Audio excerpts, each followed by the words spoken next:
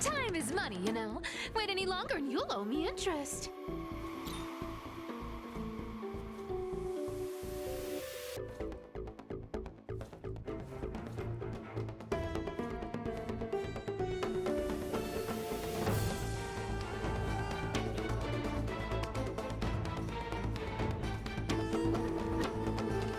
This is a test, testing my mic, making sure it sounds good because I'm using a PlayStation controller as a mic because I'm broke and I do not have a mic. But I don't know. This seems to work normally. So, testing it out right now. I'm trying out this new mode in Star Rail, as you can see, Currency Wars. I have no idea how to play this, but they're giving me on-field characters and off-field characters in this tutorial. So it's going to be an automatic win. But I'm going to do what I normally don't do and actually pay the fuck attention. And of course I say that and they give me the kitty girl. They knew what they were doing. But I'm doing this test because I want to start making content. For a number of different reasons, right? One, I don't know. A lot of the podcasts that I be watching, like, I don't know, is it because it's the people I'm just currently watching? But most of the people, they lean one way. And you know what? Everybody got preferences, right? I mean, obviously, I'm playing Star Rail. And it's on the controller, so this is obviously on the PlayStation 5. It's not on Xbox, and I don't do PC gaming. I mean, you can look at the buttons on the screen. R2, L2, this is obviously PlayStation. You know, but I say that to say that I lean more towards PlayStation for a variety of reasons. You know, some of their old first party, like Ratchet & Clank, you know, Jack and Dexter, those type of games, even Uncharted to some degree. But more often than that, you know, I've been with PlayStation since PlayStation 1. I've been gaming since the NES. I am an old dude. I am not a new age gamer who found gaming during the PS3 era. But no. I'm an old hat. Now I pretty much had every console up until the PS4. You know, I mention that because I never owned an Xbox One. I've owned everything up until PS4. Because I didn't own an Xbox One because I wasn't jiving with the whole DRM bullshit, which, you know, people think they've changed. Well, I don't know. They don't believe this now. Now it's been found out that they really didn't change anything. The DRM is still there. You buy an Xbox now, you know, and you just so happen to be one of the few thousand people who don't have the internet, you're not playing any games on that console until you connect to the internet.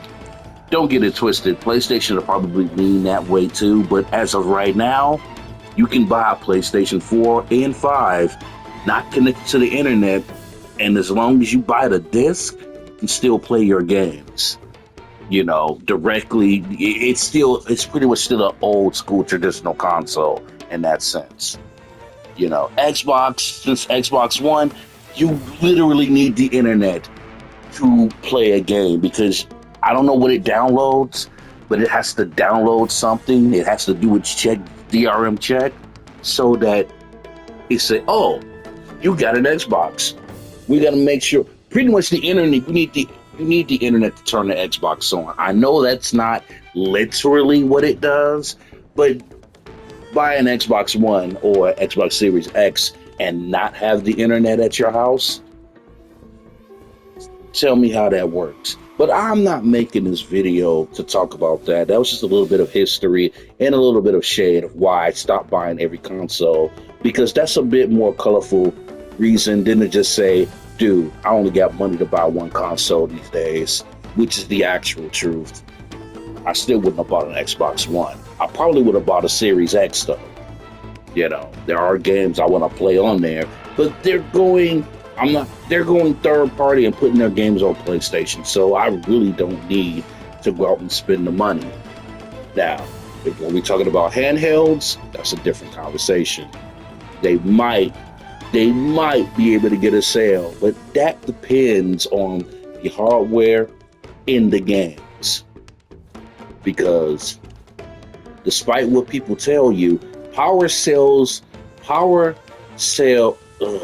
say that? Game sell consoles. The power narrative only works if you're a ride or die day one adopter, which I used to be, but I'm not anymore. One, again, I only have money for one console. And two, bruh, I'm still butthurt over the PS2 debacle when there were selective PS2s, you know, first editions, that when you got them, they wouldn't play the purple back disc. And oh, that pissed me off, because guess what version of the PlayStation 2 I got? The one that wouldn't play the purple back disc, where you had to open up the PlayStation and adjust the freaking disc drive, because there's like I forget how it was, whether it was a screw or knob or something, but pretty much the disc drive elevates. You can twist the knob to elevate it up or down, and that would let you play the purple back disc. I'll never forget my first PS2 games. It was Devil May Cry. Devil May Cry. I know the games, but I want to save it, because when I say it, you will understand why I'm not saying it now. So it's Devil May Cry, Guilty Gear, and The Bouncer. Fucking love that game. It's infuriating as that game was, because oh my god, was it infuriating. And if anyone says different, they played that shit on easy. But oh my god, that game was infuriating. You know, it was like if Square Enix did Streets of Rage. It was fun, goofy, anime, and infuriating as hell. And that's when I learned how to say Echidna, because there was a boss in that game named Echidna. Hot as hell character, but her name was fucking Echidna. It made me think somebody in Square Enix liked Knuckles. That's probably not the case at all. But look, man, I was a kid during that time. Well, okay, I wasn't a kid. I was a young adult at that time. And of course, I have the displeasure of being one of those Sonic fans. So let me dream. Let me dream. I already got a conspiracy theory in my head about Sega and Capcom being in cahoots since as early as Sonic Unleashed, and probably further on back there, because I got a conspiracy theory that Felicia's little spin dash move that she does and the Darkstalkers. Look, none of this is confirmed at all. This is just my stupid ass head canon. Felicia does a freaking spin dash, and it looks like the spin dash. It looks like a spin dash. That's all I need to say. Plus, we know they have a relationship. Mega Man's in the new Sonic Crossworlds racing game, and they did a freaky Marvel vs. Capcom style comic book series with Archie, like over almost 5 years ago, when Archie Comics was still doing Sonic comics. They did two multi-series crossovers, Sonic and Mega Man, and then Sega versus Capcom. Look, I'm going to end this video with this. It was no point. This was just a test. I'm going to end this test with this. Tell me you wouldn't buy Sega versus Capcom done in a Marvel versus Capcom 2 style with 2D high res sprites, quality animation, fucking high octane anime Marvel vs. Capcom 2 fighting mechanic. Bro, come on. Could you imagine Mega Man doing the Hyper Mega Man beam that he has in Marvel vs. Capcom and Sonic turning super and they both doing a freaking key blast towards the enemy and Sonic zipping all over the place like Spider? Oh my god. Could you imagine a combo Sonic could do in a 2D Capcom Marvel vs. Capcom 2 style fighting game? I'm a geek, leave me alone. But bro, think about that. Think about it. He spin dashes, then turns into a Shoryuken, and it's like kicking you to the side, and before you fall off to the screen, he freaking does his because believe it or not, Sonic does have a fireball. You know, he does that and knocks you at the end of the screen. That shit would be lit, man. I'm telling you. This will never get done, ever, because one, Capcom isn't doing hand-drawn animation anymore because hand-drawn animation is expensive. That's probably one of the reasons why Street Fighter 3 killed Capcom. Other than the fact that nobody bought it and nobody played it, it also was never on a home console until the Dreamcast. Which, if you know your time of release,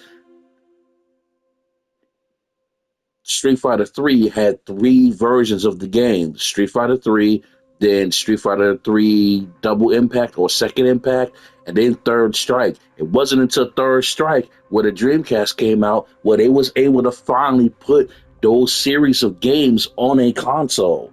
Because if you didn't know, the PlayStation didn't have the RAM nor the power to properly display those. It wasn't made for 2D sprites. The Saturn was, but you needed to buy a 32-bit RAM edition to use it. In Street Fighter 3 was way more, how do I say this? How do I explain it? It was way more, the engine and the sprites in that game were too high res for the PlayStation and the Saturn. Like if you look at the quality between Street Fighter 3 and the Versus series, you would notice the Versus series, as great as they are, reuses a lot of sprites, and a lot of the sprites were on the CP2. I think it was the CP2 engine, which was dramatically weaker than, I forget the engine that Street Fighter 3 uses. Look, they couldn't fit on the Saturn, and they definitely wasn't fitting on the PlayStation.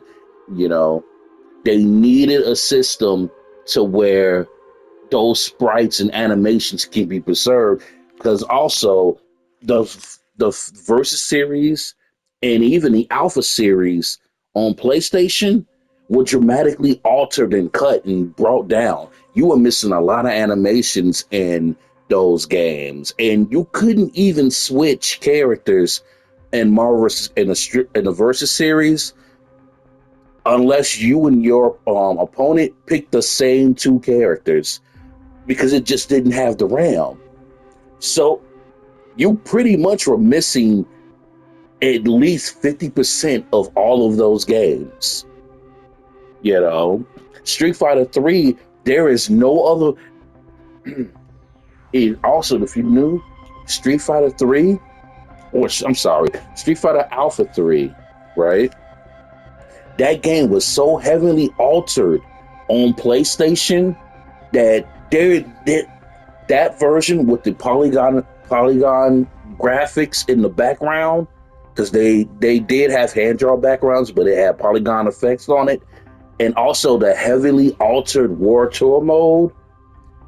And I don't remember all the changes off the rip that were in that one version, the PlayStation version.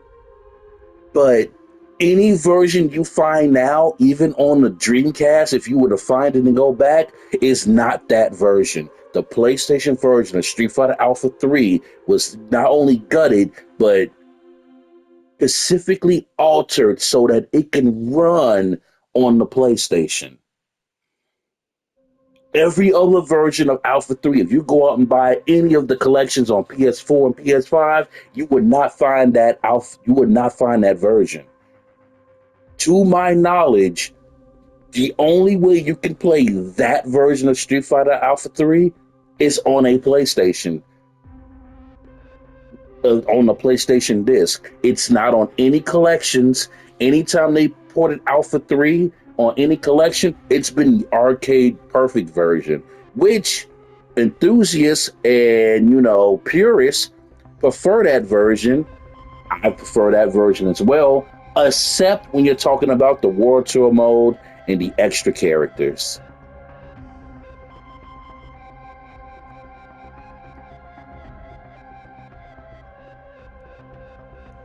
Like, that World Tour mode was masterclass. Master fucking class. You can even like your World Tour mode characters, when you go through the World Tour mode, it turns itself into a fighting game / JRPG. You got level up stats.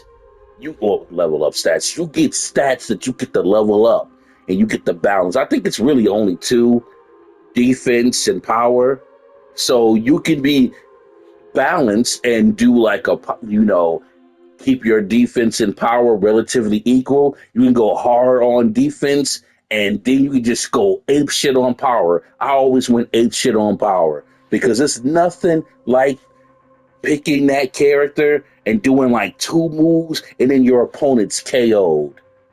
That's also the only version where it literally felt like a JRPG / fighting game because it had like two end games, or two endings. If you didn't get up to, I think the max was 32 by the initial end, it'll end there, and you get the credits roll and all that, and then you start all over again. But if you got the 32, maxed out all your stats, and I think there was another requirement, but if you did all three of those requirements, you got past the initial last boss, you get an extra mode. You pretty much get hard mode. And in this mode, you unlock the extra characters, Guile, not Eagle, and they were on Street Fighter Alpha 3 Max, and that was only on PSP. That is on the collection now, but that was only on the PSV version. But on the PlayStation version, there was DJ, Guile, Fei Long.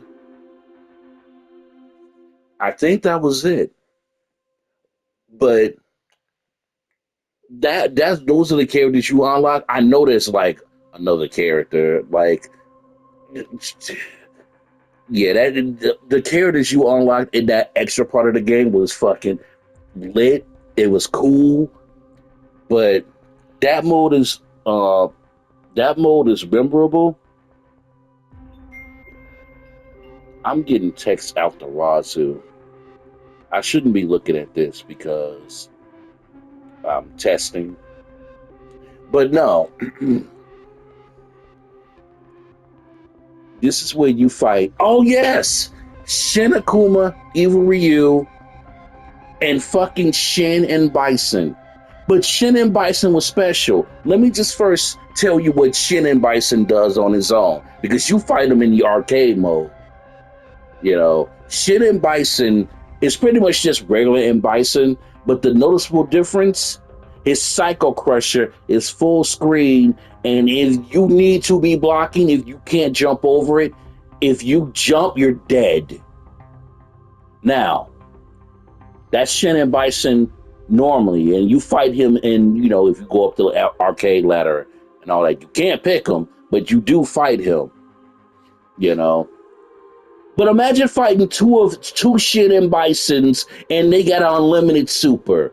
So I want you to imagine they both got unlimited super, and they love to bicycle kick, flip, hand. I forget the new name of the move. Hand dash, dash back, Psycho Crusher. That is like the animation loop up to the Psycho Crusher. And once you know it, you know it. And then you watch him use it, you block it, and he doesn't have his super anymore. He has an unlimited super in this mode and War Tour mode in the extra ending. And there's two of them. Lord have mercy on your soul if both of them are on, if you're trapped in the middle of them and they both decide to, we do Psycho Cruncher, you're dead. You're dead. And so, yeah, once you do all that, I think it's Shin Bison, which you fight two of them. It's Shin Bison, then Evil Ryu, and then Shin Akuma. And keep in mind, I believe all of them had unlimited super bars. So you're not blocking and waiting till they waste their supers. They could just spam that shit. And World Tour mode was like Bujin. They was going it was ape shit. It was crazy. And I'm mad. It's that World Tour mode is only on the PlayStation version. There are World Tour modes. Well, hold on. Actually, no. I don't think there are World Tour modes in the Arcade Perfect collections. Matter of fact, I know there's a World Tour mode on the Dreamcast version, but I think on the collections, I would have to like check and look. I don't think there's there's not a World Tour mode on the Arcade Perfect versions on PS4 and 5. There's no World Tour mode. So, yeah. All that fun shit, can't do it. It's just the straight arcade and versus. Which, nah. Again, for the purists, I used to be super purist about this shit. But after fucking Microtransaction Fighter 5, just give me the fun modes, man. Look, I'm well past my prime of trying to go to Evo. I will never get there. So give me the fun modes that we used to have, Capcom. But look, I'm done. I'm rambling. This was my test to see if this works. I'm gonna like save this video and make sure everything sounds good. If everything's good, then I would do my review of The Legends of Heroes, Daybreak, Trails to Daybreak 1 and 2. It's gonna be a combo review because let me tell you, this year, spoiler alert, I love those fucking games. But that's it. This is Yuzu Ichikawa. I'm out. Play video games, live life, eat ice cream. Peace.